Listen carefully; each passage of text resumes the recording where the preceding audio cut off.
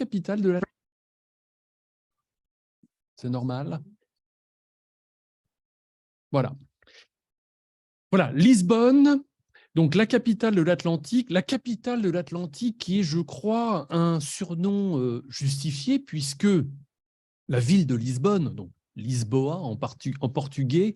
est la capitale européenne la plus à l'ouest des pays bordés par l'océan Atlantique. Cet océan Atlantique qui conserve, bien sûr, à jamais la mémoire des pages les plus glorieuses de Lisbonne et du Portugal, celles des grandes découvertes portugaises des XVe et XVIe siècles, et qui ont vu les caravelles de navigateurs portugais s'élancer sur l'océan Atlantique depuis Lisbonne à la conquête de territoires lointains et dont les fabuleuses richesses ont contribué à faire de la ville l'une des cités les plus puissantes d'Europe. Et je le souligne en introduction parce que visiter Lisbonne, eh bien, c'est aller à la rencontre d'un patrimoine monumental et artistique marqué par l'épopée des grandes découvertes comme la célèbre tour de Belém, qui est l'un des chefs-d'œuvre de l'art manuélin. Et j'aurai l'occasion de revenir plus tard sur ce terme de manuélin. Mais visiter Lisbonne, c'est aussi découvrir une ville attachante, au climat doux et souvent très ensoleillé, une grande partie de l'année. Une ville moderne, populaire, cosmopolite, conviviale, peuplée aujourd'hui d'environ 545 000 habitants et dont les rues, souvent sinueuses et pentues, sont inlassablement sillonnées par de pittoresques tramways jaunes qui escaladent les différentes collines de la ville. Oui, parce qu'il faut dire que Lisbonne est une ville qui est dotée d'un relief très escarpé, très vallonné, avec 7 collines qui permettent de profiter de points d'observation sur de très beaux panoramas, comme celui que nous avons ici à l'image, qui nous propose une vue sur les toits du quartier de l'Alfama, qui est un des quartiers de Lisbonne les plus attrayants, mais aussi à l'arrière-plan sur une étendue d'eau, alors qui n'est pas tout à fait l'océan Atlantique, mais une petite mer intérieure de près de 200 km² qu'on appelle la mer de Paille, à cause de ses reflets dorés au soleil couchant. Cette mer intérieure qui est en fait un golfe dans lequel se jette le Tage. Le Tage qui est le fleuve le plus long de la péninsule ibérique, un petit peu plus de 1000 km. Cette mer de Paille qui communique bien sûr, vous le voyez à l'image sur cette carte, avec l'océan Atlantique via un petit détroit en bordure de Lisbonne qui est traversé par ce pont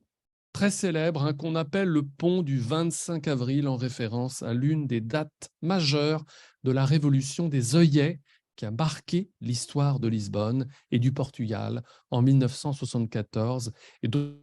je reparlerai plus tard. Alors à propos d'histoire, j'aimerais, avant de nous intéresser au beau patrimoine monumental et artistique de la ville, j'aimerais développer avec vous pendant quelques minutes les grands faits de l'histoire de Lisbonne. Une histoire qui nous dit que Lisbonne a probablement été fondée vers 1200 avant Jésus-Christ par des Phéniciens, une colonie phénicienne, qui ont baptisé l'endroit Alice Ubo, mais qui veut dire le port sûr ou la rade agréable. Aux Phéniciens ont ensuite succédé d'autres colonies, celtes, puis carthaginoises, puis romaines. Oh, c'était même bien plus qu'une colonie romaine, puisque c'était toute une province, la province de Lusitanie, Lusitania, et qui a fait partie de l'Empire romain jusqu'au début du 5e siècle de notre ère, après quoi, entre le 5e et le 7e siècle, Lisbonne a été successivement colonisée par les Alains, les Vandales, les Suèves et les Visigoths. Les Visigoths qui ont d'ailleurs renommé la ville Ulige Bona, avant finalement qu'elle ne tombe au début du 8e siècle, et comme l'ensemble de la péninsule ibérique, entre les mains des musulmans venus d'Afrique du Nord. Une domination musulmane qui a duré pour Lisbonne entre 714 et 1147, pratiquement 4 siècles et demi, et qui ont vu la ville devenir un important centre administratif et commercial sous le nom de Lisbona, et d'où dérive le nom actuel portugais de Lisbonne, Lisboa, avec la création d'une vaste mosquée et de tout un ensemble urbain dont il ne reste aujourd'hui plus grand-chose, à l'exception du château, ou ce qu'il en reste. Son histoire est un petit peu compliquée, on le verra tout à l'heure. La domination musulmane à Lisbonne, qui finalement s'est achevée en 1147, dans le cadre de la reconquête chrétienne, la fameuse Reconquista, à l'issue d'un siège entrepris par un certain Afonso Henriques, qui a été le premier roi du Portugal, et qui avait d'ailleurs, pour l'anecdote, des origines bourguignonnes, puisqu'il était le fils d'Henri de Bourgogne et de Teresa de Leão, sa mère, qui était portugaise et qui était la comtesse du Portugal. Alors, à partir de cette nouvelle période chrétienne, va alors s'ouvrir pour Lisbonne et pour le Portugal une période de prospérité économique basée en particulier sur un important commerce maritime avec des villes de l'Europe du Nord et de la Méditerranée. Un commerce maritime qui a pris un tournant majeur à la fin du XIVe siècle, sous le règne du roi João I, Jean Ier, lorsque les Portugais, attirés autant par la conquête de nouvelles richesses que par la volonté de propager la foi chrétienne dans le monde, lorsque les Portugais ont décidé d'entreprendre de grandes expéditions maritimes vers des contrées lointaines et inconnues par l'intermédiaire de navigateurs, et dont l'un des plus fameux a été bien sûr Vasco de Gama, lequel, en novembre 1497, a dépassé le cap de Bonne-Espérance et ensuite longé les côtes africaines et atteint quelques mois plus tard, en mai 1498, le petit port de Calicut en Inde, pendant que son confrère Pedro Alvarez Cabral, lui, en 1500, découvrait Porto Seguro au Brésil. Deux formidables navigateurs qui, avec beaucoup d'autres, Magellan, Bartholoméu Dias notamment, ont contribué à créer un gigantesque empire colonial et dont les fabuleuses richesses ont fait de Lisbonne et du Portugal une puissance commerciale sans équivalent au XVIe siècle. Une puissance dont l'épopée glorieuse de ces grandes découvertes ne doit pas nous faire oublier qu'elle a connu une période de déclin à la fin du XVIe siècle, en raison notamment de ses limites en termes de moyens humains et financiers pour contrôler un empire colonial aussi gigantesque, déclin, et qui a d'ailleurs débouché sur 60 ans de tutelle espagnole entre 1580 et 1640, avant finalement que Lisbonne ne retrouve sa souveraineté, son indépendance, avec le duc Jean de Bragance, lequel, en 1640, a réussi à chasser les Espagnols et à se faire couronner roi sous le titre de Jean IV, João IV. Et s'ensuivra une longue période de monarchie constitutionnelle au cours de laquelle le Portugal, devenu l'allié de l'Angleterre, entrera en coalition contre le royaume de France de Louis XIV, puis contre l'empire de Napoléon.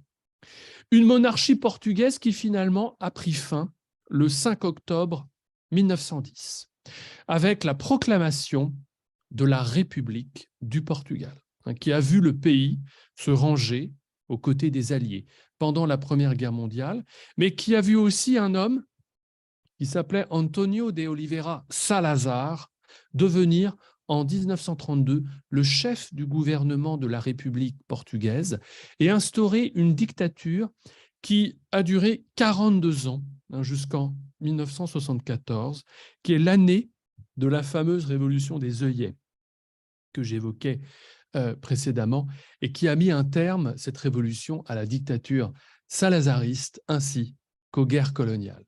La destinée de Lisbonne suivra alors la destinée du Portugal,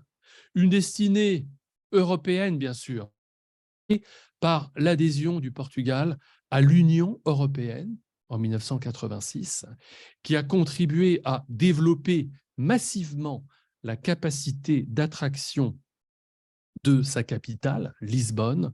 qui est aujourd'hui l'une des villes d'Europe les plus attrayantes. Une ville dont il faut avoir à l'esprit que son patrimoine architectural a toutefois été partiellement remodelé, partiellement reconfiguré, suite à un terrible tremblement de terre suivi d'un tsunami qui s'est produit le 1er novembre 1755, fête de la Toussaint, qui a fait énormément de victimes, entre 50 et 70 000 morts, et occasionné, vous pouvez l'imaginer, beaucoup de dégâts dans les quartiers du vieux Lisbonne, comme par exemple cette église des Carmes, qui est d'ailleurs l'un des rares monuments de Lisbonne qui en porte encore aujourd'hui les stigmates. Alors, les quartiers du Vieux-Lisbonne, que nous allons bien sûr découvrir au travers de cette conférence, des quartiers qui se concentrent essentiellement au bord de la mer de Paille et dont l'un des plus authentiques, l'un des plus anciens, et qui a d'ailleurs été relativement épargné par le tremblement de terre de 1755, est le quartier de l'Alfama, qui est situé sur colline qui descend vers la mer de Paille dans un dédale de ruelles tortueuses et d'escaliers escarpés, un peu comme dans une médina. Le nom Alfama dérivant d'ailleurs, je vous le signale, de l'arabe al-Hama, qui veut dire bonne source, puisque c'est un quartier qui est réputé posséder des sources d'eau chaude. Alors c'est un quartier qui est aussi réputé pour la facilité que l'on a à s'y perdre, mais ce n'est pas bien grave. Et je dirais même qu'il ne faut pas hésiter à se perdre dans l'Alfama pour découvrir au hasard de la promenade des choses merveilleuses, comme par exemple ce belvédère construit sur les anciens remparts mauresques qu'on appelle le Miradouro de Santa Lucia. Santa Lucia qui est en fait le nom de la petite église qui est située juste derrière. Alors un belvédère joliment arboré et qui est remarquable, premièrement pour ses murets qui sont tapissés de quelque chose de très très typique de l'art portugais qu'on appelle azulejo,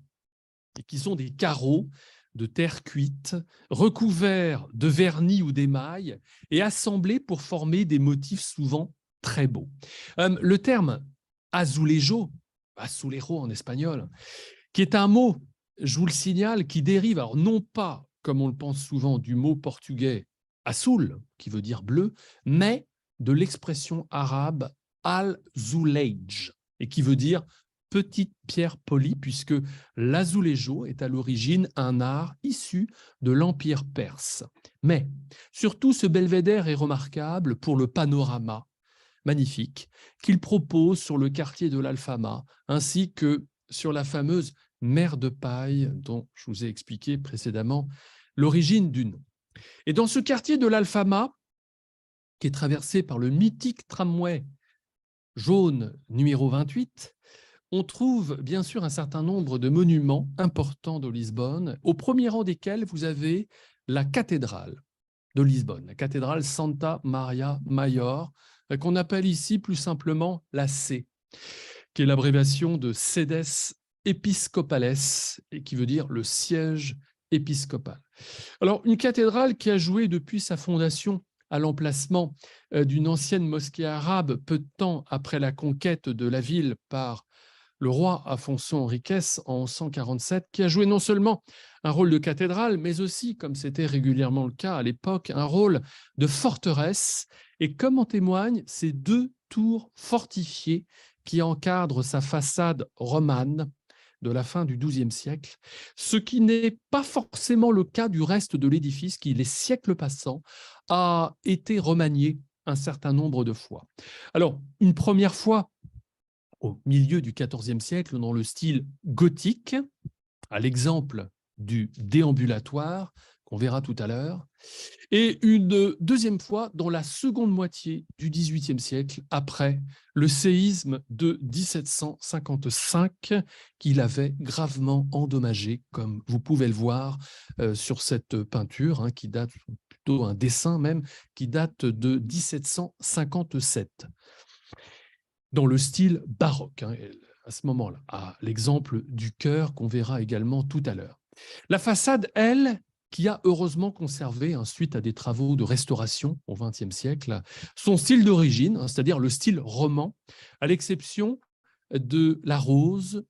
qui est gothique. Alors, le portail roman nous invite bien sûr à entrer à l'intérieur pour découvrir une nef centrale romane, ou plutôt que l'on a restaurée dans le style roman au début du XXe siècle, avec sa belle voûte en berceau, et son triforium, hein, qui est la galerie supérieure qui court le long de la nef et du transept, au-delà duquel se trouve le chœur, qui, lui, n'a pas été restauré dans le style roman, mais a conservé son style baroque, et qui est le résultat de sa reconstruction après le séisme de 1755, qui avait gravement endommagé sa voûte gothique, qu'on a remplacée dans les années 1690 par ce plafond baroque, enduit d'un stuc rose et décoré, vous voyez, de peintures qui ont été réalisées par un peintre décorateur qui s'appelait Félix d'Acosta. Et c'est un chœur autour duquel court un déambulatoire, qui en fait le tour donc, et qui, lui, a conservé intacte son architecture gothique du XIVe siècle, avec une voûte sur croisée d'ogives, de même que les chapelles rayonnantes, qui sont elles aussi gothiques. Et d'ailleurs, dont l'une d'entre elles, la chapelle de Saint-Côme et de Saint-Damien, que nous voyons ici, abrite deux tombeaux du XIVe siècle, qui sont ceux, respectivement, alors à gauche, de Lopo Fernandes Pacheco, qui a été un compagnon d'armes du roi du Portugal, Afonso IV, et que le sculpteur que l'on ne connaît pas a représenté, voyez, tenant une épée assez impressionnante avec un chien couché à ses pieds, tandis que le tombeau qui est à droite est celui de son épouse, Maria de Villa-Lobos, que le sculpteur a cette fois représenté en train de lire un livre de prière. Alors, pour terminer la visite de cette cathédrale de Lisbonne, un coup d'œil rapidement sur le cloître, qui n'est, comme vous le voyez, plus du tout ce qu'il était, puisque depuis de très nombreuses années, ce cloître fait l'objet de fouilles archéologiques et qui ont d'ailleurs permis de retrouver des vestiges d'époque romaine, arabe et médiévale. Il a tout de même conservé ses galeries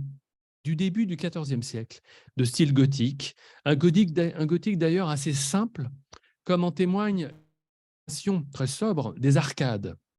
Et chacune de ces arcades étant surmontée d'un petit oculus orné, vous le voyez, de motifs ajourés et assez sophistiqués en forme d'étoile. Voilà, la cathédrale Santa Maria Mayor, on appelle donc plus simplement la C. Alors poursuivons notre visite de ce quartier de l'Alfama avec maintenant un deuxième monument important qui se situe au sommet de la colline qui porte ce pittoresque quartier. Je veux parler du fameux Château Saint-Georges, avec ses tours carrées et crénelées,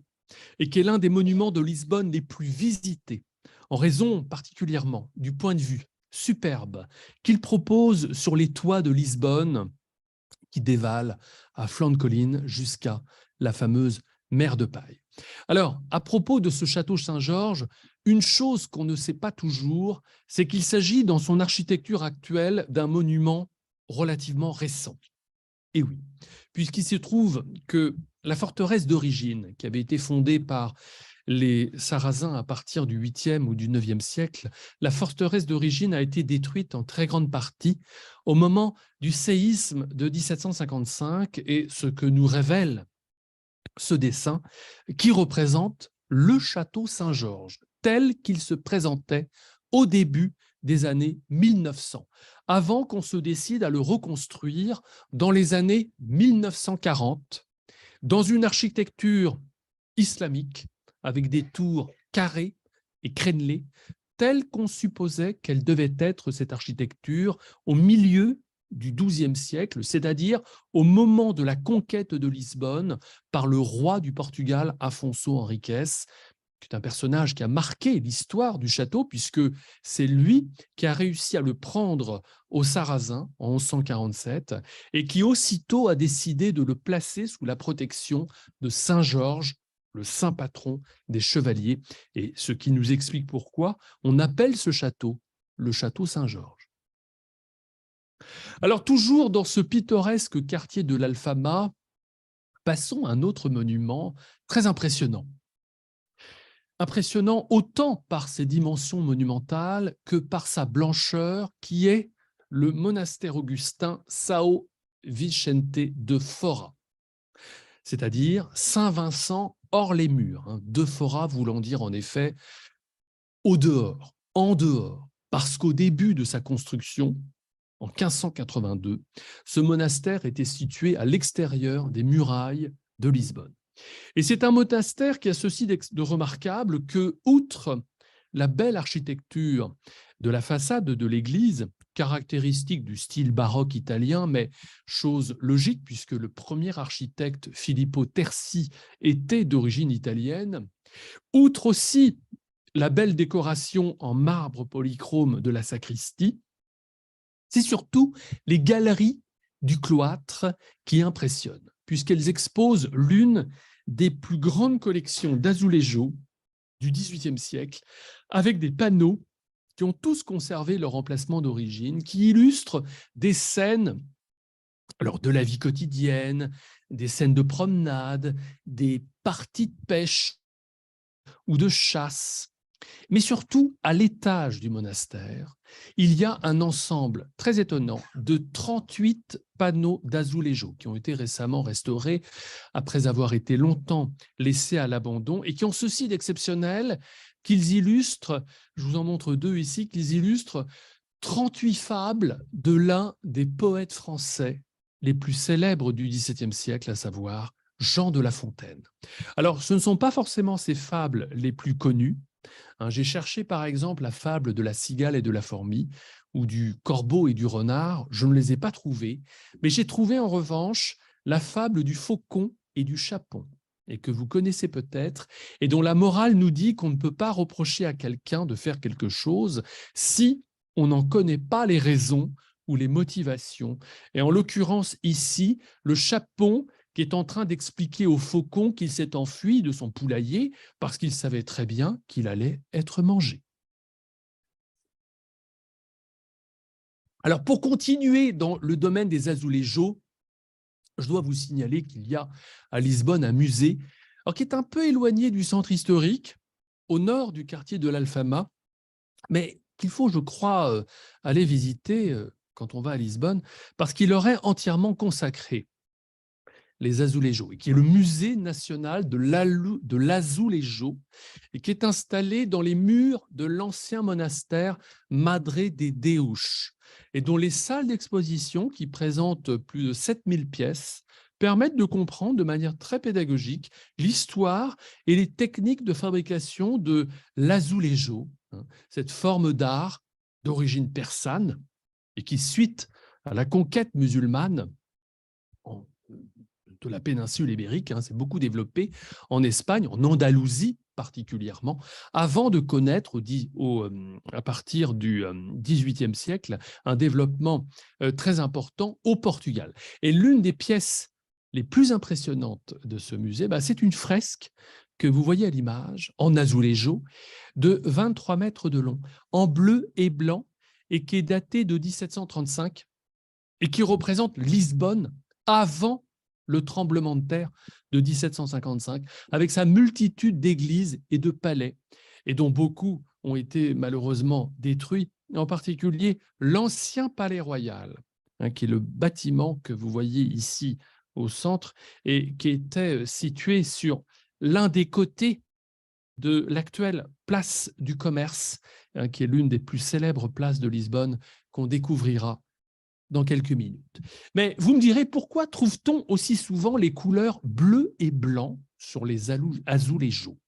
Eh bien, tout simplement parce que pendant longtemps, les peintres portugais d'azulejo se sont inspirés des couleurs de la porcelaine chinoise,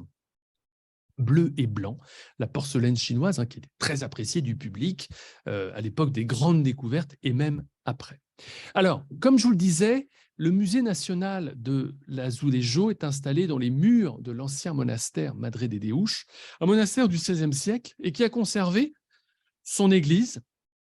reconstruite toutefois au XVIIIe siècle après le séisme et dont la nef est superbement ornée de peintures au plafond ainsi que sur les murs, mais surtout au niveau de l'abside, où se trouve le maître-autel d'un beau décor de bois doré de style rococo, et toute cette décoration de peinture et de sculpture en bois doré s'associant très harmonieusement avec les panneaux de faïence qui recouvrent la partie inférieure des murs, hein, des panneaux, vous voyez, de grande dimension, alors de conception non pas portugaise, mais hollandaise, et qui représentent des scènes religieuses avec des personnages qui s'intègrent dans des paysages dotés de vastes perspectives. Et puis, en dehors de l'église, je vous signale également que cet ancien monastère, Madre de Deus, a également conservé un petit cloître de style manuélin sur 2 niveaux et dont la galerie inférieure expose, voyez, des azulejos polychromes des XVIe et XVIIe siècles. Je viens d'employer le terme manuélin, qui est un terme que nous allons retrouver à plusieurs reprises par la suite et qui désigne en fait un style architectural et décoratif qui s'est beaucoup développé au début du XVIe siècle, sous le règne du roi Manuel Ier, d'où le terme manuélin. Et ce style manuélin est un style en fait qui se caractérise par la combinaison d'éléments de style gothique flamboyant, mais aussi Renaissance et même parfois islamique. Nous verrons ultérieurement d'autres exemples de ce style manuélin, et notamment lorsque je vous parlerai de la fameuse tour de Belém et du monastère hiéronymite. Alors pour le moment, nous quittons ce musée national de l'Azulejo, car j'aimerais vous parler d'un autre quartier de Lisbonne, toujours dans la ville basque, qui est le quartier de Baixa Pombalina, mais qu'on appelle plus simplement le quartier de Baixa, Bairro de Baixa, qui est un élégant quartier très commerçant, mais très différent de l'Alfama, puisque c'est un quartier complètement plat, en même temps que très organisé, du point de vue de ses rues parallèles, qui se coupent toutes à angle droit en formant une sorte de damier. Alors, je dis toutes les rues, il faudrait plutôt dire presque toutes, parce qu'il y a une exception qui se situe à l'intersection de ces 2 rues, et où vous voyez que l'angle n'est pas à angle droit, mais à 45 degrés. Il s'agit de la façade de l'ancien couvent du Corpus Christi, qui est donc la seule exception du quartier. Et en fait, ce quadrillage très bien ordonné, il s'explique, c'est parce que ce quartier de Baixa a été entièrement reconstruit dans la seconde moitié du XVIIIe siècle, suite au séisme de 1755, une reconstruction qui d'ailleurs a été supervisée par un homme qui était le Premier ministre de l'époque, Sebastião José de Carvalho et Melo, mais que l'on connaît beaucoup mieux sous son titre de marquis de Pombal, et lequel a imposé très judicieusement des conditions de reconstruction très strictes, en fixant les premières normes antisismiques et qui limitaient par exemple la taille des immeubles à 4 étages et surtout qui basaient leur construction sur une ossature entièrement en bois et qui devait permettre par son élasticité de résister efficacement aux secousses sismiques. Et c'est ce qu'on appelle la cage pombaline, et qui a eu depuis l'occasion de démontrer pleinement son efficacité, puisque les immeubles sont toujours debout. Bon, même si, et heureusement, Lisbonne n'a pas eu à connaître un séisme d'une échelle équivalente à celui de 1755. Alors, ce quartier de Baixa, C'est un quartier très animé dans lequel on trouve quelques-unes des places les plus emblématiques de Lisbonne. Je voudrais vous en citer une ou deux, comme par exemple la Praça Dom Pedro IV, la place Pierre IV, mais qu'on appelle simplement le Rocio, et qu'on peut traduire par la Grande Place. Ce qu'elle est, bon, même si ce n'est pas la place la plus grande de Lisbonne, c'est en tout cas l'une des plus anciennes du XIIIe siècle, avec son élégant pavement de mosaïque ondulante, un pavement moderne bien sûr, et sur lequel se dressent à chacune des extrémités de la place deux fontaines de style néo-renaissance, et que l'on a créées à la fin du XIXe siècle, en 1889, et que l'on a positionnées de part et d'autre de cette gigantesque colonne qu'on appelle le Monumento a Dom Pedro IV, le monument à Pierre IV. Pierre IV, un roi du Portugal du XIXe siècle, dont la statue en bronze orne son sommet, Pierre IV, dont je vous signale aussi qu'il a été couronné en 1822 empereur du Brésil. Sinon, c'est une place qui est entourée de beaux édifices, et le plus illustre étant le théâtre Dona Maria II, avec son architecture néoclassique qui a été construit dans les années 1840, sous le règne de la reine Maria II, l'épouse du roi Fernando II. L'édifice le plus original de la place étant cette gare, l'Estação do Rocio, qui expose une très belle façade de style néo-manuélin du XIXe siècle et dont l'entrée se fait en passant, voyez, par ces deux grandes portes en forme de fer à cheval, très original. Sinon, une autre place emblématique que je voudrais vous signaler dans ce quartier de Baïcha, c'est juste en bas de l'avenue de la Liberté, qui est cette longue avenue très arborée, qui est un peu l'équivalent de nos Champs-Élysées. C'est la place des restaurateurs, Praça dos Restauradores, avec son obélisque que l'on a placé au centre de la place en 1866, et cela afin de célébrer l'indépendance du Portugal, acquise définitivement en 1640, après 60 ans de domination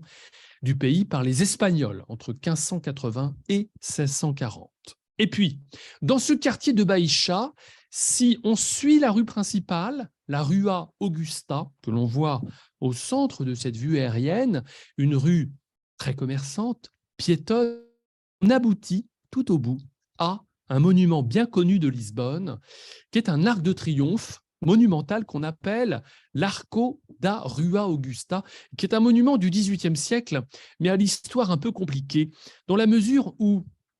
commencé en 1759, en même temps que la reconstruction du quartier, il est resté pendant longtemps inachevé, puisque, et comme nous le démontre cette gravure de 1820, ce monument en 1820 ne disposait que de sa partie inférieure, c'est-à-dire de ses piliers, de ses colonnes, qui n'ont été surmontés d'un arc monumental qu'à partir des années 1850 et que l'on a inauguré en grande pompe en 1873. Le résultat est superbe, c'est un magnifique arc de triomphe d'une blancheur éclatante et qui est orné de plusieurs sculptures, dont un imposant groupe sculpté à son sommet et dont vous noterez qu'il a été réalisé par un sculpteur français qui s'appelait Célestin Anatole Calmels, qui a représenté la gloire couronnant le génie et la valeur. Et c'est un arc de triomphe d'où l'on a, sur sa terrasse, parce qu'on peut y monter, une vue magnifique sur la plus belle et la plus grande place de Lisbonne, qui est la place du commerce, Praça do Comércio, qu'on appelle aussi Terreiro do Pacho, qui veut dire le parvis du palais, en souvenir de l'ancien le Pacho da Ribeira, et qui occupait tout le côté ouest de cette place, à cet endroit. Un palais, d'ailleurs, que nous voyons sur cette peinture, qui date du début du XVIIIe siècle, et ce palais qui a été malheureusement détruit par le séisme de 1755 et le tsunami qui a suivi, et que l'on a remplacé dans la seconde moitié du XVIIIe siècle par ce long palais d'architecture néoclassique, à 2 étages de couleur safran qui surmonte une galerie à arcades qui se termine par ce pavillon quadrangulaire. Un palais que l'on a d'ailleurs construit en même temps que l'on construisait le palais que vous voyez à droite, qui lui ressemble en tout point. Ces 2 palais parfaitement symétriques, qui abritent aujourd'hui des ministères du gouvernement portugais, étant reliés, ces 2 palais, tout au fond de la place par 2 autres édifices, 2 autres palais, eux aussi parfaitement symétriques, parfaitement identiques, au centre desquels il y a bien sûr l'arc triomphal de la Rua Augusta. L'ensemble étant l'œuvre, je vous signale, de l'architecte Eugenio dos Santos, qui a été l'un des architectes favoris du marquis de Pombal. Et sachez que si on appelle cette place la place du commerce, c'est parce que pendant longtemps, elle a été la place de Lisbonne où les navires de commerce venaient décharger leurs marchandises, la place disposant d'un embarcadère que vous voyez ici, prévu à cet effet, avec un escalier et 2 colonnes pour amarrer les navires. Enfin, au centre de cette place du commerce, dans l'alignement vertical de l'Arc de Triomphe, je vous signale, un monument très imposant est composé d'un piédestal qui porte une statue équestre en bronze et qui représente le roi José Ier, et sous le règne duquel a eu lieu le séisme de 1755, ainsi que la reconstruction du quartier, une statue équestre que l'on doit à l'un des meilleurs sculpteurs portugais du XVIIIe siècle et du début du XIXe, Joaquim Machado de Castro, alors qui n'est toutefois pas l'auteur des sculptures allégoriques qui entourent le piédestal, des sculptures en marbre, et que l'on doit à un autre sculpteur portugais qui s'appelait Reinaldo dos Santos et qui a voulu faire allusion avec ses sculptures aux conquêtes maritimes du Portugal en représentant d'un côté la statue allégorique du triomphe conduisant un cheval qui piétine un ennemi vaincu, et de l'autre côté, la figure ailée de la renommée, conduisant cette fois un éléphant qui renverse un homme qui doit être un esclave puisqu'il est enchaîné. Alors, pour terminer la visite de ce quartier de Baïcha, je voudrais vous parler rapidement d'une dernière chose très originale et bien connue, et que l'on voit au centre de cette vue aérienne, qui est l'Elevador de Santa Justa, l'ascenseur de Santa Justa, qui est une véritable œuvre d'art avec son architecture néo-gothique en fonte d'une hauteur de 45 mètres et que l'on doit à un architecte portugais, mais d'origine française, qui s'appelait Raoul Meignier du Ponsard, qui l'a réalisé en 1901 et dont le but que ces ascenseurs permettent de relier la partie basse à la partie haute de Lisbonne, c'est-à-dire de relier le quartier de Baïcha au quartier du Chiado, d'où la photo. Cette photo a d'ailleurs été prise. Le Chiado, qui est un autre quartier emblématique de Lisbonne et que je vous propose maintenant de parcourir en vous disant tout de suite que ce quartier de Chiado, tout comme le quartier de Baïcha, a énormément souffert du séisme de 1755, mais à la différence que si tout le quartier de Baïcha, on l'a vu, et on le voit encore ici avec cette image, a été reconstruit de manière très linéaire, de manière très ordonnée, ce n'est absolument pas le cas du Chiado, qui a conservé sa configuration d'origine avec des rues et des places très sinueuses, mais avec un point commun quand même, qui est son aspect très animé. La Rua Garrett, très commerçante, étant de ce point de vue l'une des plus emblématique, l'une des plus connues. Son nom, Garrett, étant celui, je vous le signale, d'Almeida Garrett, qui a été l'un des plus grands auteurs romantiques portugais au XIXe siècle. La notoriété littéraire, entre guillemets, de cette rue provenant aussi du fait qu'on y trouve un café, le café A Brasileira, qui est un café bien connu des Lisboètes, parce qu'il a longtemps été fréquenté par un autre grand écrivain portugais du début du XXe siècle, Fernando Pessoa, et dont la prose, souvent teintée de mysticisme, a beaucoup contribué à l'émergence du modernisme poétique au Portugal. Enfin, je vous signale aussi que c'est une rue, cette rue à Garrett, qui a beaucoup souffert d'un gigantesque incendie survenu le 25 août 1988, qui a occasionné beaucoup de dégâts, mais qui ne se voit heureusement plus. Et d'ailleurs, en parlant de dégâts, il y a dans le Chiado, il y a un monument qui porte encore aujourd'hui les stigmates, alors non pas de l'incendie de 1988, mais du séisme de 1755, et qui est l'ancien couvent des Carmes, qui est l'un des monuments les plus anciens de Lisbonne, puisqu'il a été fondé à la fin du XIVe siècle, en 1389, en accomplissement d'ailleurs d'un vœu qui avait été fait quelques années avant, à l'occasion d'une grande victoire militaire des Portugais sur les Espagnols, la bataille d'Aljubarrota en 1385, un couvent dont il ne reste plus aujourd'hui que l'église. Enfin, ce qu'il en reste, comme vous pouvez le voir à l'image, c'est-à-dire les murs, les arcades, les piliers, quelques fenêtres aussi, ainsi qu'une partie de la façade ouest avec son portail, et qui sont donc les vestiges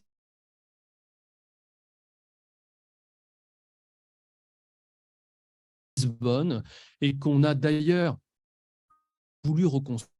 et ce pour rendre compte aux générations futures de l'ampleur du séisme de 17. Alors,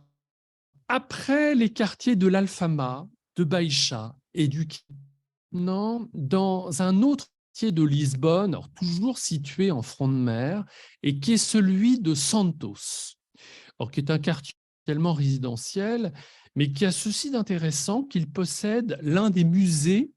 les plus importants de Lisbonne, à savoir le Musée national d'art ancien, et qui occupe les murs d'un ancien palais du XVIIe siècle, qui a été celui à l'origine des comtes de Alvor, et dont les collections de ce musée proviennent en partie de la nationalisation des biens des couvents et monastères décidés à la suite de la suppression des ordres religieux au Portugal en 1833. Et des collections de peintures surtout, et dont le chef-d'œuvre des chefs-d'œuvre est ce polyptyque constitué de 6 panneaux datés des environs de 1470 et que l'on attribue à un peintre portugais qui s'appelait Nuno Gonçalves,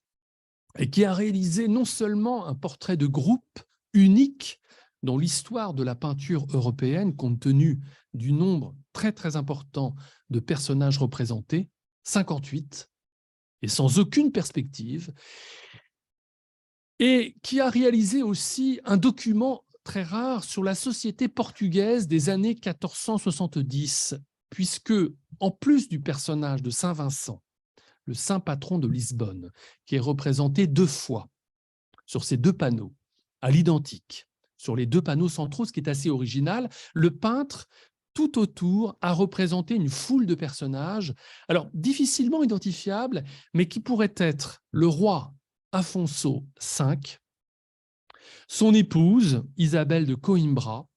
mais qui était déjà décédée depuis 1455,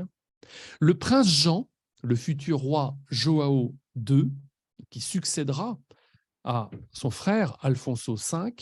un personnage ici qui porte un grand chapeau et qui est l'enfant Henri, le frère du roi, qu'on surnommait Henri le Navigateur, qui était décédé toutefois depuis 1460, le peintre Nuno Gonçalves lui-même ici, et tout autour d'eux, sur les panneaux latéraux, des moines, des mendiants, des chevaliers, des marins, qui tous, sans exception, ont fait l'objet d'un soin extraordinairement méticuleux de la part du peintre, afin de rendre compte, d'une part, de l'expression des visages, très réalistes, d'autre part, du réalisme des costumes et des accessoires. Une méticulosité qui peut d'ailleurs laisser supposer que le peintre Nuno Gonçalves devait bien connaître la peinture flamande, qui se caractérisait, vous le savez, par sa minutie et par son réalisme. Bien.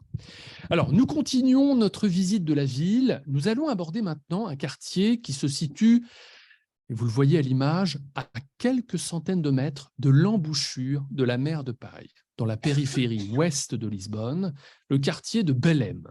qui est l'un des quartiers les plus connus de Lisbonne. Belém étant, je vous signale, la contraction portugaise de Bethléem, en hommage au lieu supposé de la naissance de Jésus. Un quartier qui a eu le bonheur d'être épargné par le tremblement de terre de 1755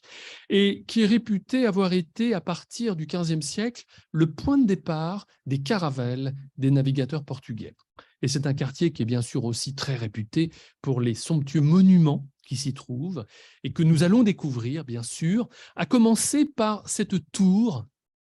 qui est l'un des plus grands symboles de Lisbonne, la célèbre tour de Belém, qui se dresse majestueusement en bordure de la mer de Paille, où elle a été construite au début du XVIe siècle, entre 1514 et 1520, sous le règne du roi Manuel Ier, et dans le but de servir de porte d'honneur de la ville, mais aussi et surtout de système défensif contre d'éventuelles attaques qui viendraient de la mer. Et à cet effet, cette tour était à l'origine plus éloignée de la rive qu'elle ne l'est aujourd'hui. La rive, en effet, les siècles passants, et l'envasement aidant surtout, la rive qui s'est progressivement rapprochée de la tour, et à tel point qu'aujourd'hui, lorsque la marée est basse, eh bien, on peut y accéder à pied par l'intermédiaire d'une passerelle que vous voyez à l'image. Et ce qui était impossible à l'origine, on devait s'y rendre en bateau. Alors, si on s'intéresse maintenant à l'architecture de cette tour de Belém, on peut voir qu'elle est composée d'un donjon fortifié de forme quadrangulaire à 5 étages, d'une hauteur de 35 mètres, un donjon médiéval qui est toutefois doté de ce côté sud, d'une élégante galerie Renaissance, pourvue d'une balustrade joliment ajourée, comme on peut le voir. Quant à la partie avant de la tour, eh bien, il s'agit d'un bastion crénelé, lui aussi Renaissance, donc moderne par rapport au donjon, et à l'intérieur duquel, dans cette salle voûtée, au mur d'une épaisseur de 3,50 m, étaient et sont encore aujourd'hui positionnées des pièces d'artillerie que vous voyez qui crachaient leurs boulets par l'intermédiaire d'une ligne de meurtrière au-dessus de l'eau, appelée bouche à feu. Et l'ensemble étant agrémenté de motifs décoratifs très typiques de l'art manuélin, comme par exemple ces petites échauguettes surmontées de coupoles côtelées et qui dénotent d'ailleurs une certaine influence des places fortes marocaines, mais que connaissait bien l'architecte de la tour, Francisco de Arruda, qui a eu l'occasion de séjourner au Maroc quelque temps plus tôt. Remarquons aussi, toujours au niveau de ces petites échauguettes, une corde torsadée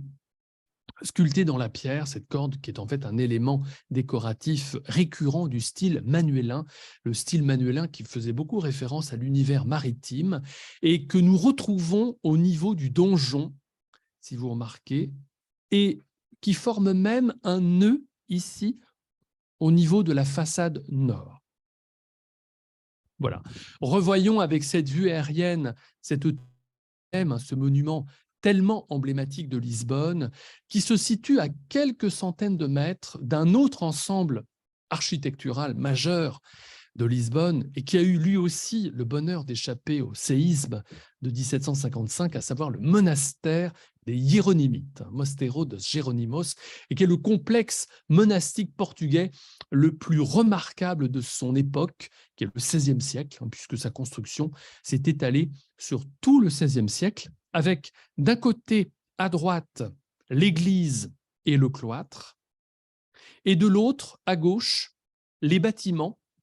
destinés à la vie monastique qui entourent un grand patio rectangulaire. Des bâtiments à 2 niveaux et qui ont d'ailleurs été considérablement modifiés au XIXe siècle avec la reconstruction dans le style néo-manuélin de ce long bâtiment de près de 190 mètres et qui abrite aujourd'hui le Musée national de l'archéologie ainsi que le musée de la marine. Alors 2 musées que je ne vous fais pas visiter, on va se concentrer sur l'église et sur le cloître. Et en vous disant tout de suite que leur construction a commencé au tout début du XVIe siècle, en 1502 précisément, sous le règne du roi Manuel Ier.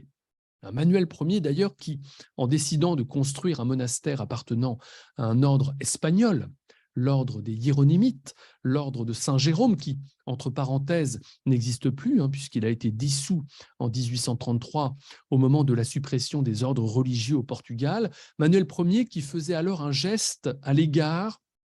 des rois catholiques espagnols, Ferdinand II d'Aragon et Isabelle de Castille, avec lesquels il cherchait à se rapprocher, à s'allier, et il avait d'ailleurs déjà commencé à le faire quelques années plus tôt, en 1498, par l'intermédiaire de son mariage avec leur fille Isabelle d'Aragon. Alors, ce monastère des Hiéronymites, qui est l'un des plus beaux chefs-d'œuvre de l'art manuélin, bien sachez qu'on doit sa construction à plusieurs architectes, maîtres d'œuvre. Un premier de style de tradition gothique qui s'appelait Diogo Boitaca, qui était d'ailleurs, comme son nom ne l'indique pas, d'origine française et qui s'est chargé de dessiner les plans du monastère et de commencer la construction du chantier jusqu'en 1516, année à partir de laquelle il a été remplacé par Joao de Castillo, et qui était lui d'origine espagnole et surtout féru de style manuélin. Et comme en atteste l'architecture et la décoration manuéline du cloître et de l'église auquel il a beaucoup contribué. Alors avant de voir tout cela de plus près, quelques mots au sujet de l'architecture et de la décoration extérieure de l'église qui se présente comme un grand volume rectangulaire surmonté d'un toit très bas, qui n'est même pas visible de la chaussée, au contraire du clocher, très imposant, qui est, vous le voyez, surmonté d'une coupole à pans coupés, l'ensemble étant percé de fenêtres et de portails, et dont le plus beau est le portail sud, que l'on voit sur la droite, et que voici, et que l'on doit ce même Joao de Castillo, qui l'a conçu dans un style qui n'est pas encore le style manuélin, mais le style gothique tardif portugais, un portail qui impressionne d'une part par sa hauteur, 32 mètres, et d'autre part, et surtout, par la quantité exubérante des sculptures créées par Joao de Castillo et ses collaborateurs. En premier lieu, la statue de la Vierge à l'Enfant, Sainte Marie de Belém, que vous voyez, environnée de tout un tas de niches extraordinairement décorées de motifs maritimes, des algues, des coquillages, des coraux, et qui abritent des statues d'apôtres ou de prophètes ou de sibylles ou de docteurs de l'Église et d'autres personnages encore, et qui tous font allusion à l'histoire sainte, à l'exception d'un seul, qui fait allusion, lui, à l'histoire du Portugal et l'histoire du monastère, qui se situe au niveau du trumeau central, entre les deux portes, et qui représente, vous le voyez, l'infant Henri, le frère du roi Alfonso V, l'infant Henri surnommé le navigateur, et je vous expliquerai pourquoi tout à l'heure, et dont la présence sur le trumeau central du portail sud de l'église s'explique par le fait que ce monastère des Hiéronymites a été construit à l'emplacement d'une chapelle qu'il avait lui-même fondée au XVe siècle. Alors avant d'entrer dans l'église, je voudrais vous montrer aussi au passage un deuxième portail, qui est le portail ouest, qui est le portail d'accès à l'église, un portail qui est plus petit, moins exubérant, qui a peut-être été conçu par Joao de Castillo. On a encore aujourd'hui une hésitation à ce sujet, mais qui a surtout été réalisé par un architecte sculpteur français du XVIe siècle qui s'appelait Nicolas Chantereine, qui l'a décoré de nombreuses sculptures, dont les plus notables sont à gauche la statue du roi Manuel Ier, le fondateur du monastère, accompagné de Saint Jérôme, son saint patron, tandis que sur la droite, vous avez la statue de son épouse, Marie d'Aragon, qui est accompagnée cette fois de Saint Jean-Baptiste. Quant à l'intérieur qui est magnifique, quasi entièrement de style manuélin, c'est ce qu'on appelle une église halle, c'est-à-dire une église dans laquelle la nef centrale et les nefs latérales sont de même hauteur, ce qui accentue bien sûr l'impression d'espace, avec des voûtes à nervures extraordinairement ramifiées, extraordinairement nervurées, qui sont soutenues par des piliers octogonaux très très minces, qui sont délicatement ornés, on le voit, en bas-relief, d'une infinité de motifs d'inspiration islamique ou naturaliste. Alors, on s'avance dans l'église, dont le plan est en forme de croix latine. Nous sommes ici au niveau de la croisée du transept. Alors, si on lève les yeux, on retrouve une voûte à peu près semblable à la nef, avec des clés de voûte qui ont la forme de médaillons. Sur les côtés, nous avons les deux bras du transept nord, transept sud. Nous voyons par exemple ici le transept sud qui expose les tombeaux de plusieurs grands personnages de l'histoire du Portugal, tandis qu'au centre, c'est bien entendu le chœur. Alors attention, le chœur architectural, qui n'est pas le chœur liturgique, qui se situe à un autre endroit de l'église, et qui n'est pas non plus d'ailleurs le chœur architectural d'origine, qui a été démoli et puis reconstruit dans les années 1570 par un architecte sculpteur d'origine française qui s'appelait Jérôme de Rouen, et qui a travaillé toute sa carrière au Portugal, et qui a conçu ce chœur architectural dans un style non pas manuélin, mais Renaissance, avec une voûte en berceau, à caisson, qui retombe sur des colonnes à chapiteaux ioniques et corinthiens, et qui encadre ces colonnes, premièrement, des tombeaux, et parmi lesquels vous avez les tombeaux du roi Manuel Ier et de son épouse, Marie d'Aragon. Deuxièmement, des colonnes qui encadrent aussi des peintures, devant lesquelles se trouve en bas un imposant tabernacle en argent, des peintures réalisées par un peintre d'origine espagnole qui s'appelait Lorenzo de Salcedo et qui a illustré ici en bas 2 scènes relatives à l'adoration des rois mages, en haut 3 scènes relatives à la mort du Christ. Alors maintenant, si on se retourne, eh bien, nous sommes en vue de la nef centrale qui conduit tout au fond vers le portail d'entrée et où je voudrais attirer votre attention quelques instants sur quelque chose qui est assez original au tout début de la nef, qui est une sorte de plateforme qui porte ce qu'on appelle le coro alto, le chœur élevé ou le chœur haut, et qui est en fait le chœur liturgique de l'Église, puisque là, nous avons les stalles réservées au clergé, alors que dans le chœur architectural, nous n'en avions pas. Et c'est un chœur qui date du milieu du XVIe siècle et que l'on doit à l'architecte sculpteur portugais Diogo de Torralva, qui avait succédé à Jérôme de Rouen, et qui a fait le choix de surmonter les stalles, très belles d'ailleurs, de peintures qui représentent les apôtres, mais dont on ne connaît pas l'auteur. Et une autre caractéristique de ce coro alto est qu'il communique par une porte que l'on voit à droite avec le cloître du monastère, qui est ce vaste quadrilatère de 55 mètres de côté et qui est l'un des plus beaux cloîtres du monde, dont la splendeur est le résultat du travail des 3 architectes sculpteurs qui ont contribué à sa réalisation, alors respectivement Diogo Boitaca, João de Castillo et Diogo de Torralva, qui ont fait de ce cloître un chef-d'œuvre de l'art manuélin, enfin surtout le niveau inférieur, qui est le plus beau, qui est le plus fastueux,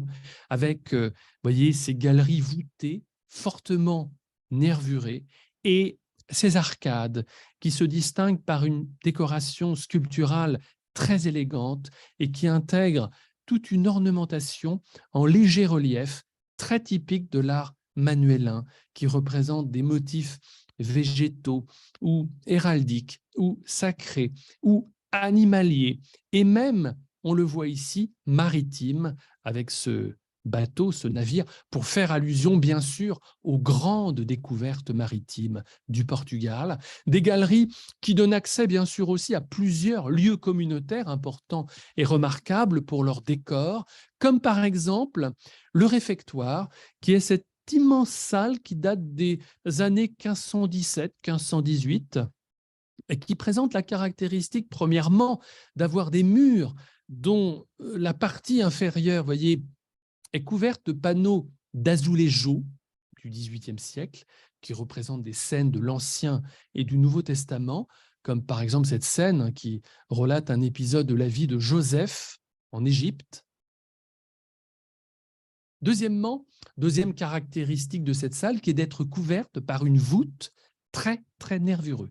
Ce qu'on appelle en architecture une voûte à liernes et tierceron. C'est-à-dire, pour schématiser, qu'aux nervures traditionnelles de l'ogive s'y ajoutent des nervures secondaires qu'on appelle liernes pour les nervures qui se croisent orthogonalement à la clé de voûte, et tierceron pour les nervures qui rejoignent ces liernes depuis les 4 angles de la voûte. Ou encore, autre lieu communautaire desservi par les galeries de cloître, la salle capitulaire, et qui est surtout remarquable pour son entrée,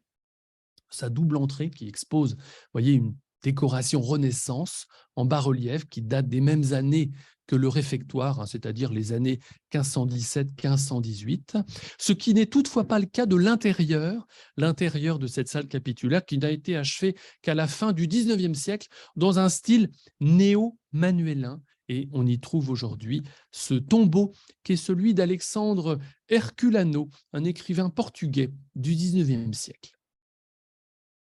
Voilà. C'était donc le monastère des Hiéronymites,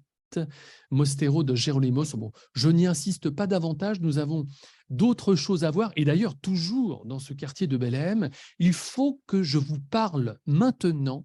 d'un monument qui est beaucoup plus récent que vous voyez à l'image et qu'on appelle le monument aux découvertes. Padrao dos Descobrimentos, et qui va nous permettre de mieux faire connaissance avec un personnage dont j'ai cité le nom à plusieurs reprises depuis le début de la conférence, l'infant Henri, surnommé le navigateur, en l'honneur duquel, en 1960, pour le 500e anniversaire de sa mort, on a inauguré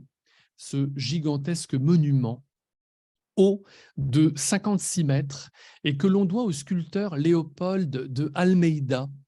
et qui a voulu représenter une immense proue de caravelle et sur laquelle se dressent, sur 2 rangées de chaque côté, les statues de 32 personnages qui ont marqué l'histoire des grandes découvertes portugaises du XVe et du XVIe siècle, et parmi lesquelles vous avez bien sûr des navigateurs, mais aussi des militaires, des scientifiques, mais aussi des personnages royaux, dont l'infant Henri, ici, qui se tient à l'avant de la proue, portant une caravelle, lui qu'on surnommait le navigateur, bien qu'il n'ait que très peu navigué et n'ait fait aucune découverte, mais qui mérite, je crois, quand même son surnom dans la mesure où il a été le promoteur d'un grand nombre de ces expéditions maritimes.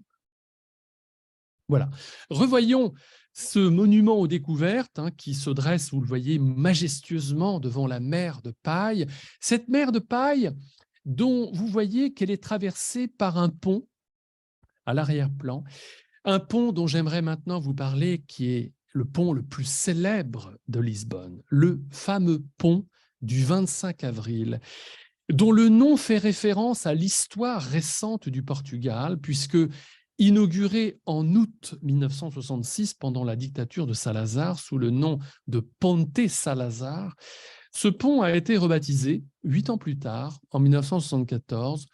pont du 25 avril, en référence aux événements de la Révolution des œillets.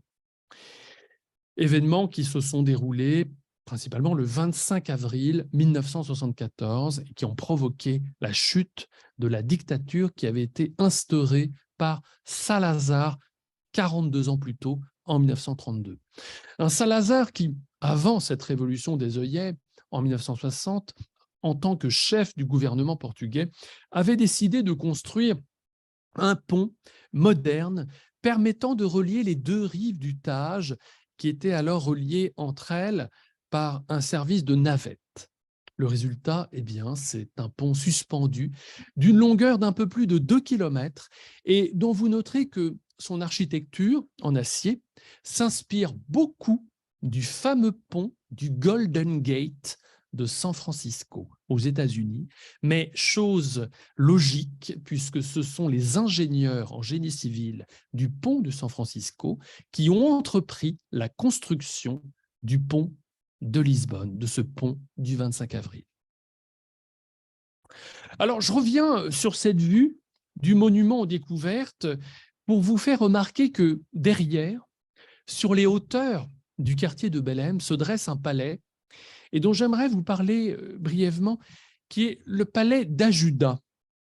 et qui est en fait le palais qui a succédé à l'ancien palais royal, qui est qui était situé, je l'ai évoqué précédemment, si vous vous souvenez, sur la place du Commerce, hein, qui avait été détruit, ce palais, par le tremblement de terre de 1755, et auquel a donc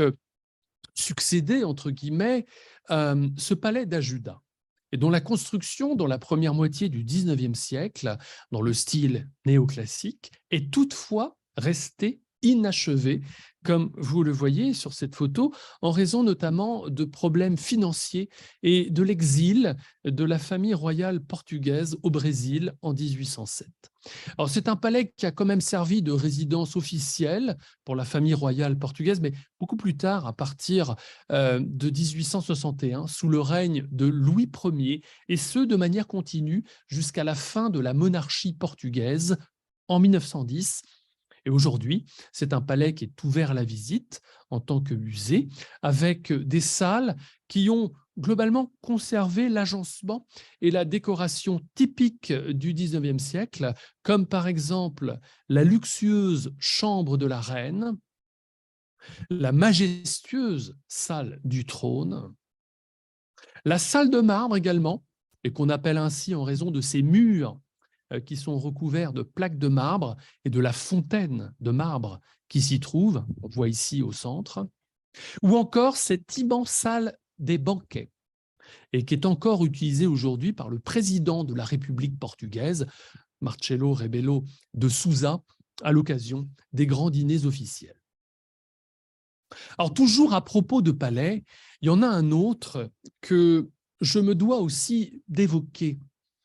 qui est situé au nord-ouest de Lisbonne, de l'autre côté du parc forestier de Monsanto, que l'on voit au premier plan, qui est le plus grand espace vert de la ville, avec près de 1000 hectares, au relief d'ailleurs très escarpé, mais qui permet de profiter de très beaux panoramas, très beaux points de vue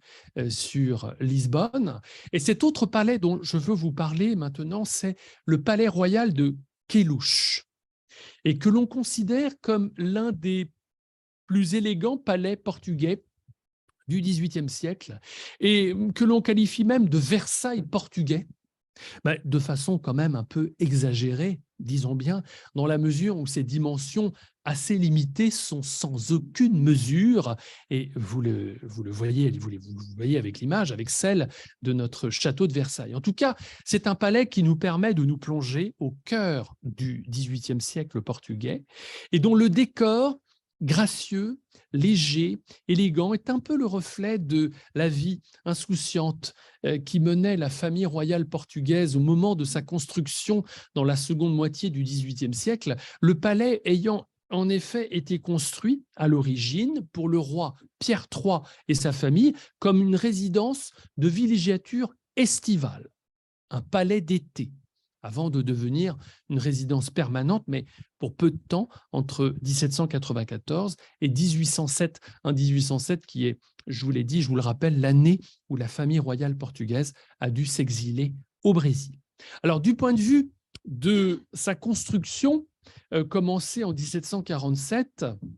bien, on peut retenir qu'elle a été confiée à un architecte portugais qui s'appelait Mateus Vicente de Oliveira, et qui a conçu un ensemble de corps de bâtiments relativement bas,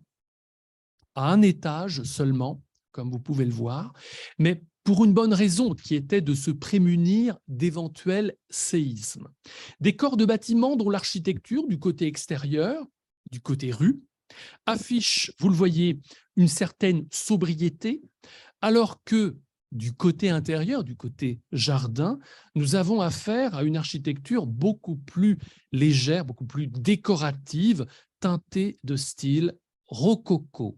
à l'exemple de cette belle façade en travertin, dite de cérémonie, et qui, avec les deux ailes qui l'encadrent, que l'on voit à droite et à gauche, forme une sorte de cour à trois côtés qui est occupée par un beau jardin à la française, avec des parterre de buis qui s'inspire des jardins de Lenôtre, mais chose assez logique puisque c'est un architecte paysagiste français du XVIIe siècle qui s'appelait Jean-Baptiste Robillon et qui appréciait beaucoup le nôtre, qui les a réalisés, ces jardins, en les agrémentant d'ailleurs de groupes sculptés importés d'Italie ou d'Angleterre, à l'exemple de ce groupe de Neptune que l'on doit au sculpteur londonien John Cheer. Et sachez aussi qu'on surnomme ce jardin à la française le jardin suspendu, dans la mesure où ce jardin se situe sur une terrasse surélevée et qui domine sur la gauche de cette image, qui domine une autre partie du palais royal de Kélouche, qui est ce qu'on appelle l'aile ou le pavillon Robillon, du nom de l'architecte français Jean-Baptiste Robillon, qu'il a réalisé dans les années 1760 dans le style rocaille ou rococo, avec une colonnade dorique en partie basse, un balcon en partie haute et, pour y accéder de ce côté, cet escalier monumental qui se divise en deux dans sa partie haute et qu'on appelle l'escalier des lions en raison des figures de lions sculptées qui trônent à son sommet. Quant à l'intérieur, eh bien, il est occupé par une longue suite de salles qui ont d'ailleurs été décorées par un certain nombre d'artistes français, dont Jean-Baptiste Robillon, et dont l'une des plus belles, des plus fastueuses, est cette salle de bal qui est, vous voyez, une vaste pièce de forme ovale et dont les murs et le plafond sont superbement ornés de dorures et de miroirs et qui ne sont d'ailleurs pas sans évoquer un peu la galerie des glaces de notre château de Versailles, ou encore la salle des ambassadeurs également, et qu'on appelle aussi la salle du trône. Voyez pourquoi? En raison des deux fauteuils dans lesquels prenaient place le roi et la reine lorsqu'ils recevaient les ambassadeurs, et qui est une salle également remarquable, notamment pour son plafond, décoré d'une peinture qui représente des membres de la famille royale portugaise assistant à un concert de musique, ainsi que pour son pavement en marbre blanc et noir. Et puis, il y a aussi ce couloir qu'on appelle le couloir des azulejos, en raison des magnifiques panneaux d'azulejos de la fin du XVIIIe siècle, qui décorent ces murs dans des tons bleus et jaunes, teintés d'exotisme d'ailleurs pour un certain nombre d'entre eux, et qui témoignent par là d'une époque où l'empire colonial portugais était encore très important à la fin du XVIIIe siècle. Et d'ailleurs, à propos d'azulejos, il y a dans les jardins bas du palais de Kélouche, il y a d'autres azulejos que l'on peut voir qui tapissent les murs d'un canal dans lequel coulait autrefois une rivière qui permettait à la famille royale de s'y promener en barque. Alors, ce n'est malheureusement plus le cas, c'est bien dommage, comme vous le voyez, puisque le canal est pratiquement à sec, il n'y a plus qu'un filet d'eau qui coule, et il a heureusement conservé sa belle décoration d'azulejos du XVIIIe siècle et qui représente des paysages champêtres ou bien maritimes. Alors, après ce palais royal de Kélouche, je vous propose de revenir dans le centre de Lisbonne, car je voudrais maintenant vous parler d'un musée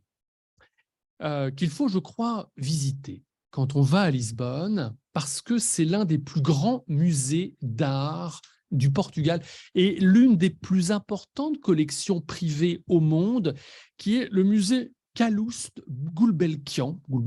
qui est un musée à l'architecture moderne, comme vous pouvez le voir, et qui porte en fait le prénom et le nom de son richissime fondateur d'origine arménienne, Calouste Gulbenkian, et qui avait fortune dans le pétrole et qui était surtout un grand amateur d'art, qui avait souhaité peu avant de disparaître en 1955 exposer à l'intérieur de ce musée qui a été spécialement créé à son intention, exposer la collection d'œuvres d'art, dont beaucoup de tableaux d'artistes français qu'il avait accumulés au cours de sa vie, et dont je voudrais vous présenter maintenant une petite sélection de chefs-d'œuvre. Alors, premier chef-d'œuvre, ce portrait au pastel de Louis Duval de l'Épinois, qui était l'un des secrétaires du roi Louis XV et que l'on doit au célèbre pastelliste Maurice Quentin de la Tour, qu'il a réalisé en 1745 et que l'on a considéré aussitôt comme la référence du portrait au pastel. Pourquoi? Eh bien, déjà pour l'association des couleurs, très harmonieuses, hein, tous ces superbes tons de bleu, de gris, de rose, mais aussi pour la mise en scène, qui peut donner l'impression que Louis Duval de l'Épinois semble prêt à bouger ou à parler. Il y a en effet une vitalité assez exceptionnelle qui se dégage du modèle, représenté assis, tenant dans ses mains une tabatière devant un bureau sur lequel sont posés un grand livre ouvert, ainsi qu'un globe terrestre qui nous permettent de deviner un esprit certainement très érudit. Alors, deuxième chef-d'œuvre, ce tableau de Francesco Guardi. Francesco Guardi, qui a été l'un des grands spécialistes au XVIIIe siècle à Venise de la Veduta.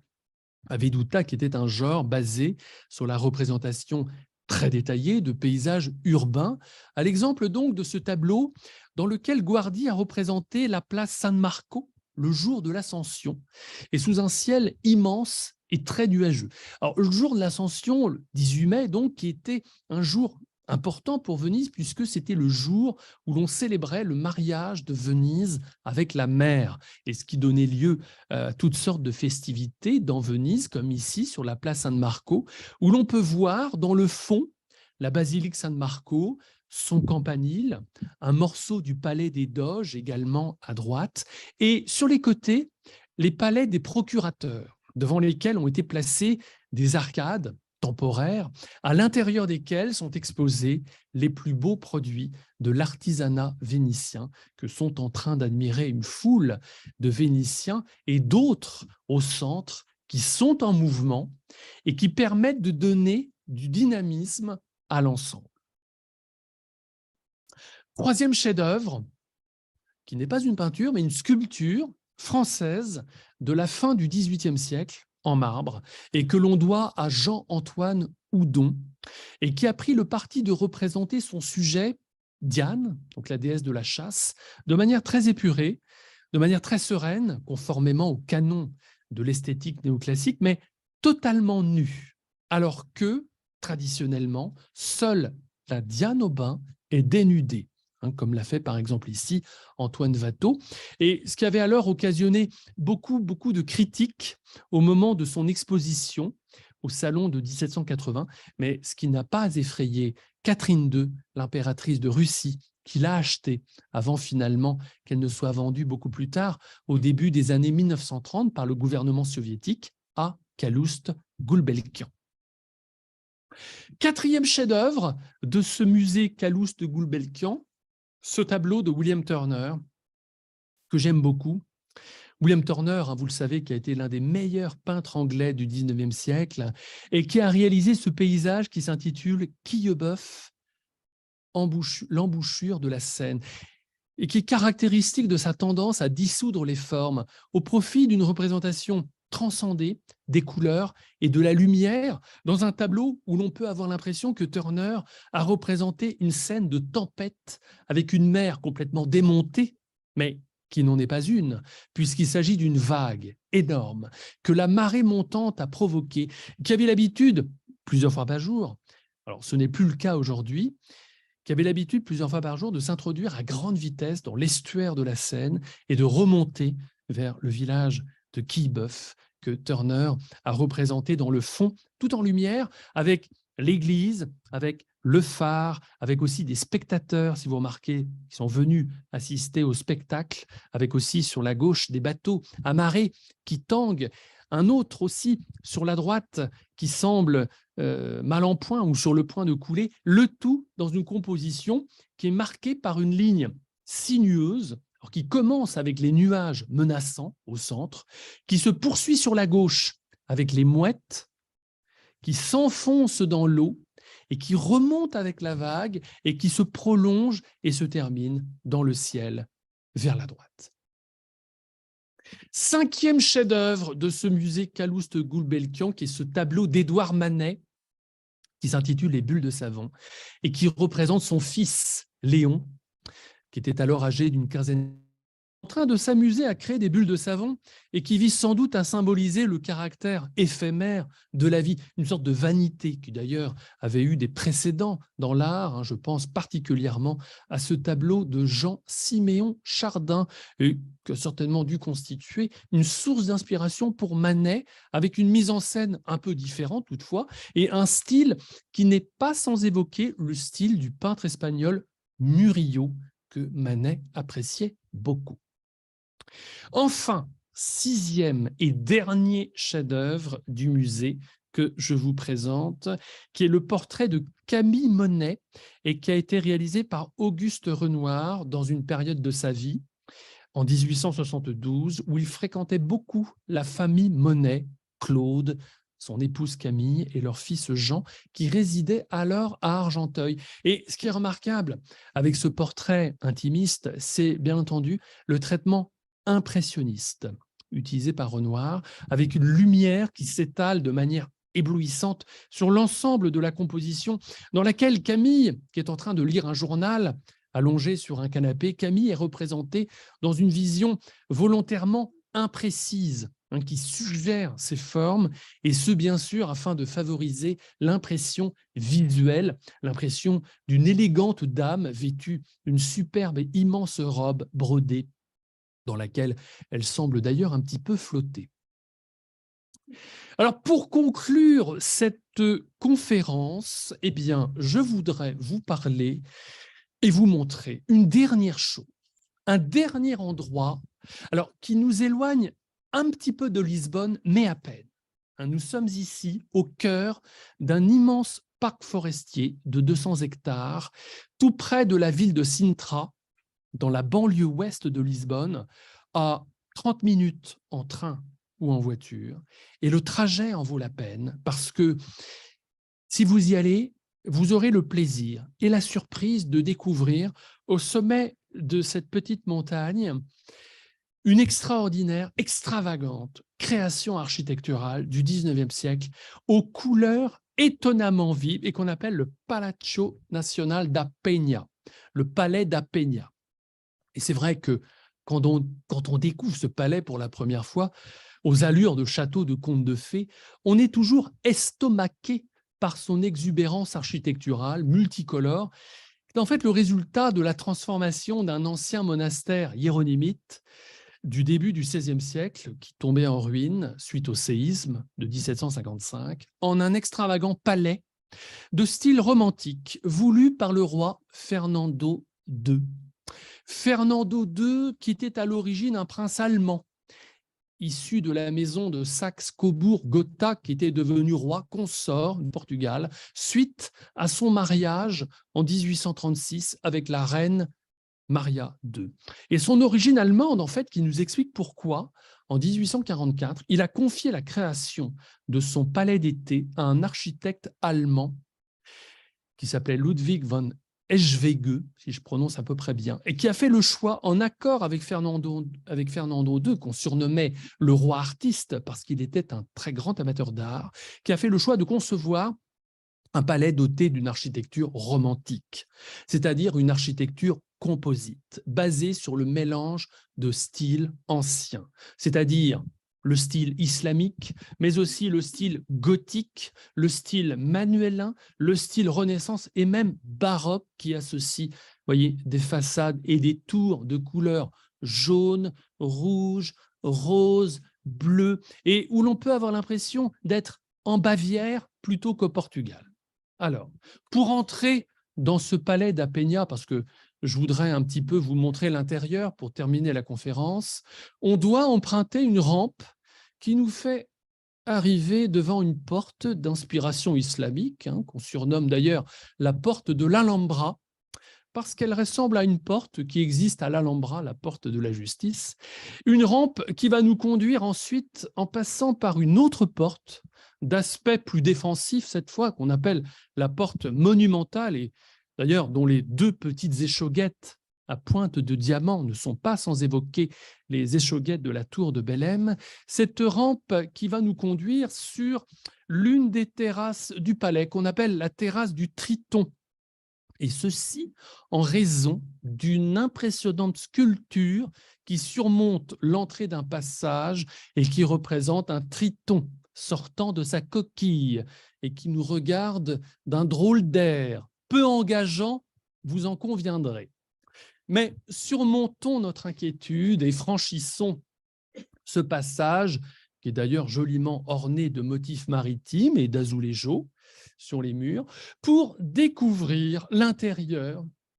qui conserve des vestiges du monastère hiéronymique du XVIe siècle, comme par exemple le cloître de style manuélin avec ses 2 niveaux de galeries à arcades, ou encore et surtout la chapelle, qui est devenue la chapelle du palais, et qui a conservé le cœur des moines ici, et dont le joyau est cet impressionnant et magnifique retable de style Renaissance en marbre et en albâtre, aux allures un peu d'arc de triomphe romain, et que l'on doit au sculpteur français Nicolas Chantraine, dont j'ai déjà cité le nom lorsque je vous parlais du monastère hiéronymite, et qu'il a réalisé dans les années 1534 en sculptant quelques-uns des épisodes de la vie de la Vierge Marie et de la mort du Christ. Et puis, dans ce palais d'Apénia, nous trouvons d'autres endroits, d'autres salles, alors qui nous plongent cette fois dans le goût décoratif portugais du XIXe siècle. Et enfin, il y a cette cour qu'on appelle la cour des Arches, en raison de ces petites arches d'inspiration islamique, avec ces petits arcs de forme outrepassée, et d'où l'on a, si le temps le permet bien sûr, une vue splendide sur l'océan Atlantique à l'arrière-plan, cet océan Atlantique dont l'histoire de Lisbonne, la grande histoire maritime de Lisbonne est inextricablement liée. J'espère avoir su vous le démontrer. Merci de votre attention.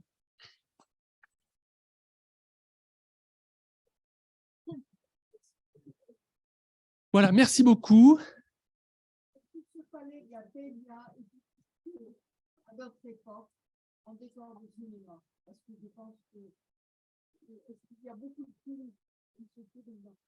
Alors, beaucoup, je ne dirais pas, mais il me semble qu'il y en a eu quelques-uns, certainement. Oui, oui, tout à fait. Mais en tout cas, c'est un musée que je vous recommande. Je vous l'ai dit, environ 30 minutes en train ou en voiture, en autocar. Il y a une gare, d'ailleurs, le Rossio, qui y conduit. Hein. Voilà, c'est la gare direction Sintra.